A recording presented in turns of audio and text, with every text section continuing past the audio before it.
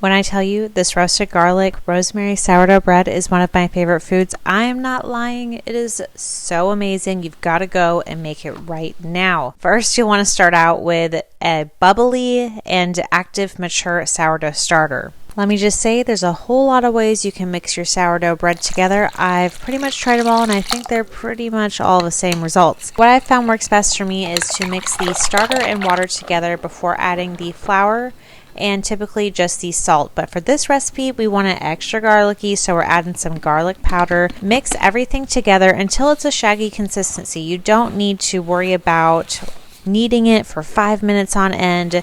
As long as it is mostly combined, you're good to go. Set it aside for 30 minutes. Because this is sourdough bread, you will want to do at least 1 to 2 sets of stretch and folds. That is stretching the dough up over itself and back onto itself, and repeating that process once every 30 minutes for the next 2 hours.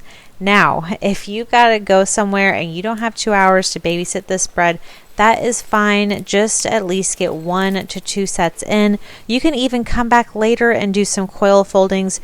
Do not stress out about it. After the initial 2-hour stretch and fold process, allow your bread to double in size. Now, this could take as little as 4 hours up to 12 hours. It really just depends on how cold your house is. While it is proofing, we're going to get the garlic roasting, because you can set that aside and it's just nice to have that done ahead of time.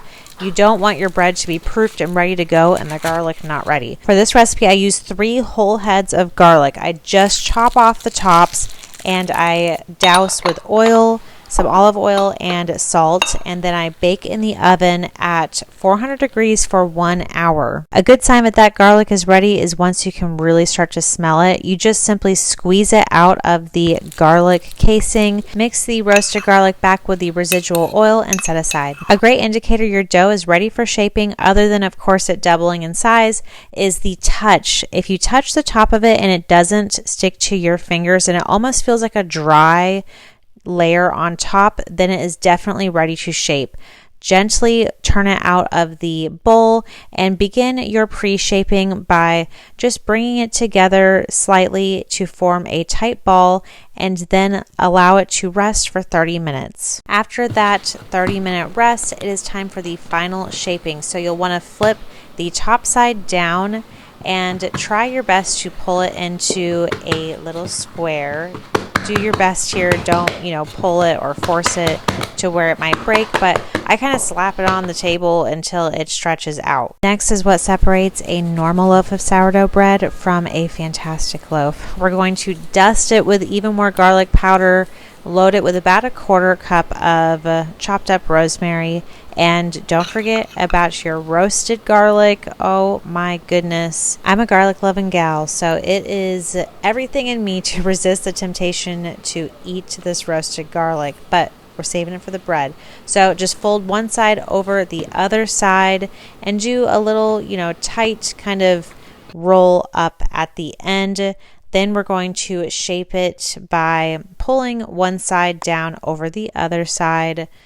Repeat the process because we're, tightening up all those loose ends. Very gently pull the bread. You don't want to do too much or that garlic is going to bust out. Place your dough in a proofing basket. I just line it with a kitchen towel and I actually pull the sides over itself until there's no more tension left. Then I allow that dough to go to sleep in the refrigerator overnight so it's nice and cold and easy to work with. Turn your dough out on parchment paper. I will include a link to the brand that I use because I love this brand. It actually lasts for multiple times in the oven without breaking apart. Now for the scoring, I'm just going to be honest, I was feeling a little bit ambitious and I wanted to try some type of a design that looked like garlic cloves. Now this was not executed to the best of my ability, however it didn't look half bad. I'll work on this and do another video later, but you're just going to want to do whatever type of a design and do a main score wherever you please, down the middle, down the side, and place your dough in a preheated Dutch oven at 500 degrees. Bake at 500 degrees for 20 minutes, then lower that temperature down to 450 degrees for the second half, which should just take about 20 minutes, and your loaf of bread is all done. What you don't see is as I'm cutting into this, my husband and son are walking in and devour almost half of the loaf of bread within minutes. It was so fantastic. This is seriously one of my favorite things to eat. Drizzle with some olive oil, some butter. Oh my goodness, eat with a nice soup. The possibilities are endless. If you enjoyed this video, please be sure to give it a like. Thanks for watching.